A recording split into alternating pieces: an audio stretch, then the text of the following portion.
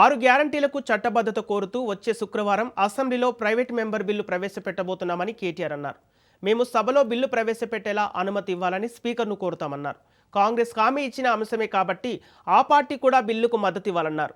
రేవంత్ రెడ్డి ప్రమాణ స్వీకారం రోజున 6 గ్యారంటీల దస్త్రంపై సంతకం చేశారు. అభయహస్తం అనే దస్త్రంపై సీఎం రేవంత్ రెడ్డి తొలి సంతకం చేశారని, గవర్నర్ ప్రసంగంలోనూ 6 గ్యారంటీలపై సంతకం జరిగిందని చెప్పించారు. కానీ 6 గ్యారంటీలపై సీఎం సంతకం చేసిన దస్త్రం కనిపించకుండా పోయిందని ఆరోపించారు.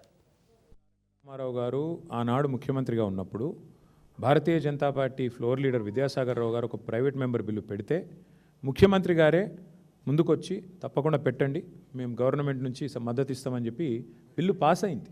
బైగమి అనే యాక్ట్ మీద అప్పుడు ఆనాడు బిల్లు పెట్టారు. 1986-87 ఆ ప్రాంతంలో బిల్లు పాస్ అయింది కూడా. కాబట్టి గతంలో మన రాష్ట్రంలోనే, ఉమ్మడి రాష్ట్రంలో ఉదాహరణ ఉంది. ఎక్కడో పోవాల్సిన అవసరం లేదు. మన రాష్ట్రంలో ఈ ఉదంతం గతంలో జరిగినప్పుడు ఇప్పుడు జరగకూడదు. మేము ఆశావాదులం, కాంగ్రెస్ వాళ్ళు లెక్క నిరాశావాదులం కాదు. కాబట్టి తప్పకుండా పాస్ కావాలని, ఇంట్రడ్యూస్ కావాలని, దానికి మద్దతు ఇవ్వాలని, అందరినీ మద్దతు కూడగడతాం, చూస్తాం.